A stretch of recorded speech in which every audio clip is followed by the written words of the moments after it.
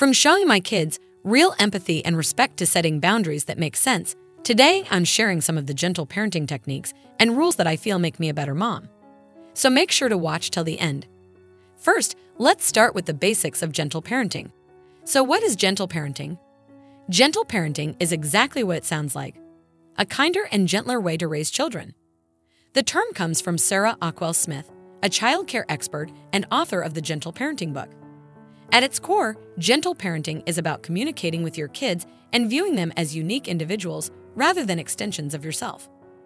A lot of people mistake it with permissive parenting, but it still involves creating boundaries and setting rules for kids to follow. It just approaches how we handle both the creation of those rules and the consequences for breaking them. The tools of gentle parenting are connection, communication, and consistency. Ask any parent who follows this style, and they'll tell you to add a good measure of patience to these 3 C's to keep things running smoothly. I think the best way to demonstrate the core values of gentle parenting is to just dive right in and share my techniques with you. First, let me just make something clear up front. I'm not saying you can't be a good mom if you don't follow these gentle parenting techniques. As they say, there's no single way to be a perfect parent and a million ways to be a good one. I do feel strongly that following this method makes me a better mom to my kids. There are so many parenting styles out there. You need to decide which one is best for your kids. Now that we got that out of the way, let's get started. Aside from the first one, these aren't in a specific order of importance. 1. Put empathy front and center. Empathy is the most important aspect of gentle parenting, and it needs to be a part of everything that you do. Your kids aren't just little robots programmed to follow orders. They're living, breathing beings with very real thoughts, feelings, and needs. Put yourself in your kids' shoes. Remember what it was like to be little. The great thing about parenting is that we've already experienced what it's like to be little, so it's a lot easier to empathize with our children. 2. Set reasonable, age-appropriate boundaries. Before you set a boundary, ask yourself if it's reasonable based on what your child is actually capable of doing. Not what you think they should be able to do, not what you want them to do, but actually capable of doing based on their development. For example, you may want your 2-year-old to sit quietly at a restaurant, share nicely with others, and not throw a tantrum in the middle of the store. However, developmentally speaking, she's just not capable of those things yet. Kids don't develop abilities such as self-control and sharing until around age 4. 3. Set boundaries with reason. Along with setting reasonable boundaries based on my kids' ages, I am also a strong advocate of setting boundaries with reason. By that, I mean that I don't make arbitrary because I said so rules. Every single rule that I make has a logical and justifiable reason behind it. Take healthy eating, for example. I don't just tell my kids because I said so when they ask why they can't have chocolate for breakfast. Instead, I view it as a teaching opportunity and openly discuss with them why it's so important to eat right. Kids are more likely to genuinely respect in the literal sense, a rule if they understand why it matters. That's important to me. I don't want my kids to just blindly follow orders now. I want to give them boundaries that will help them throughout their entire lives, and the only way I can do that is if they actually understand the reasoning behind a rule. 4.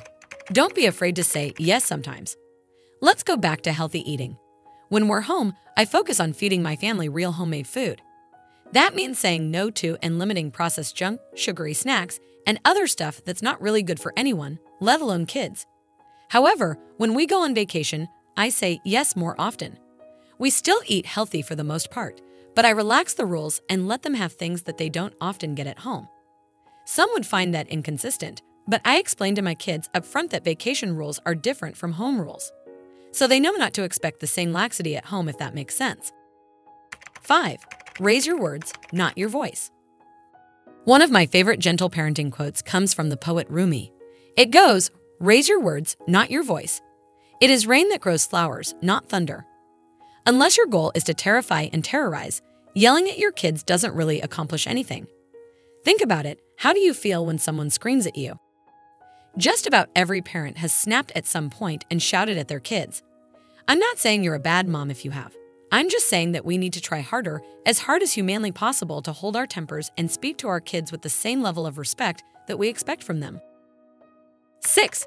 Treat your kids the way you expect them to treat others. This goes along with the last one, but it extends beyond just not yelling at your kids. The golden rule of doing unto others as you want them to do unto you goes for parenting too.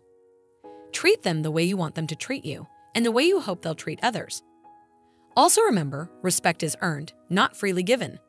While you can expect your children to show you respect, if you want them to genuinely respect you, then you have to earn it. You have to show them that you're worthy of true respect by showing them that they are worthy of it too. 7. Discipline the action, not your child. Discipline in gentle parenting is all about focusing on the actions and making the consequences fit the infraction so that your kids learn and grow. If your son breaks something because he was careless with it, don't ground him from the TV for a week. TV had nothing to do with his actions, so why should it be included in the consequences? Instead, you could maybe set up a repayment plan where he does chores to earn the money to pay for the damage. Another part of this one is focusing your comments focused on the action itself. Don't humiliate your child or make them feel bad about themselves. Again, that's not exactly a gentle way to parent. One of the easiest tricks I use is to avoid starting sentences with you. For example, don't say, "You're such a slob," or "You never listen," or "You failed this test because you weren't paying attention." Instead, focus on the action and why. 8. Help them learn from their mistakes. By getting consequences that make sense, you're helping your child learn actual lessons from their mistakes. That's really the goal of discipline. We all want our kids to grow up knowing that there are right and wrong ways to do something and that it's important to learn and grow. Going back to the example before, after your child repays you for whatever he broke, ask him what he learned.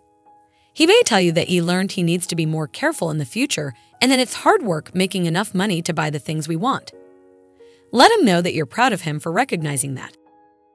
9. Be willing to learn from your own mistakes. Let me be very blunt and clear. You will make mistakes as a parent. There are no ifs, ands, or buts about it. There's absolutely no such thing as a parent who gets it right 100% of the time. So, just as you expect your kids to learn from their mistakes, you have to be willing to learn from your own. I constantly reevaluate everything I think I know and ask myself if there is something I can do better or something that I need to change. As parenting teacher Hannah Gary Ma explains, the only way to inspire a certain quality in kids is to model it in ourselves. 10. Make connecting with your kids a priority. Gentle parenting is all about communicating with your kids, and you can't really do that if you don't take the time to truly connect with them. Make family time a priority. Take an interest in the things that they like. Spend vacations together and eat dinner together as often as possible. Just be there with them at the moment, every moment that you can. It sounds trite, but our kids really do grow up so fast. We only get one shot at raising them right. So let's make sure we're focusing on what really matters and doing our best to raise them to be kind, compassionate, confident, happy, and healthy. Who knows, they just might one day change the world. Final thoughts. I'll leave you with one final quote that I really love from Alain de Botton. To be a parent is to be a chief designer of a product more advanced than any technology and more interesting than the greatest work of art. Our kids are true marvels, the real wonders of this world. As long as you treat them that way, treat them like the miracles that they are, all of these gentle parenting techniques will come naturally.